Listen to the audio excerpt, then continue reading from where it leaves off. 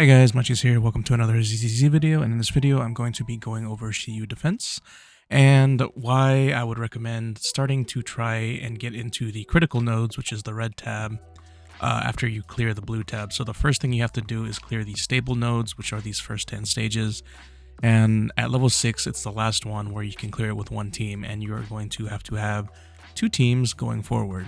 Now, you don't necessarily have to have two fully built teams to go through this, but you definitely want to get into the critical nodes because the critical nodes gives up to, depending on the grades that you get when clearing them, it gives up to 720 polychromes every 2 weeks, as well as currency for the shop outside. It is important to note that the first 4 stages only give 30 per grade, so ranks B, A, and S will give 30 each, and then from 5, 6, and 7 they'll give 40 polychromes each. So for example, my 6 and 7 aren't S rank yet. That means I am missing 120 total so far for those 2 weeks. So I only got 600 so far for these 2 weeks. But you do want to clear this because this resets every 2 weeks. Now, I mentioned that it gives currency for the outside shop. It gives it for you for this tab, this association supplies.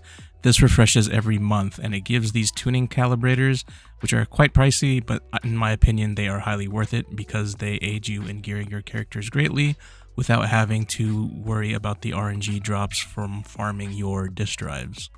So essentially you have around a month to try and clean out that shop before everything in it goes away and refreshes. Now, as far as when to start doing this, I started worrying about this when I was roughly probably like internet level 35-ish. I wanted to make sure that I was able to get in to the critical nodes so that when it reset, I didn't lose everything that was in there, even though I was not able to clear all of it. If you are running a couple of like traditional DPS teams, meaning you just have a DPS, a stun, and a support character, you can just focus on the 2 DPS. If you're running like an anomaly team or something like that, you might have to throw another character into that list that you have to build. But for the most part, you can get away with just having 2 pretty decently built characters.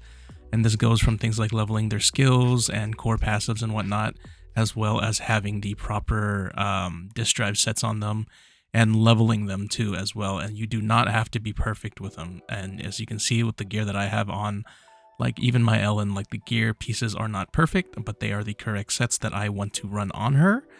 And as well as the W engines, you want to level them up as much as possible so you can get the most damage out of these 2 DPS that you are leveling for your 2 different teams. Another thing I want to highlight is you are going to need 2 different bang boos.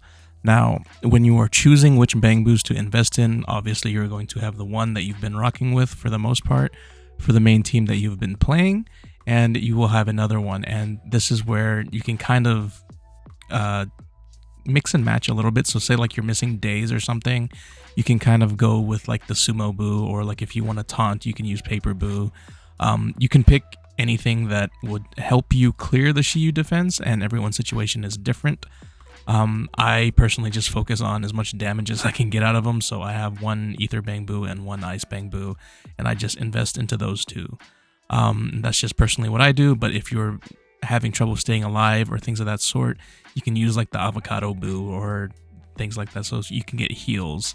So there's different bang boos for different situations that can actually help you clear the stages if you are struggling with a particular portion of the game, whether it be days or staying alive or anomaly buildup, what have you.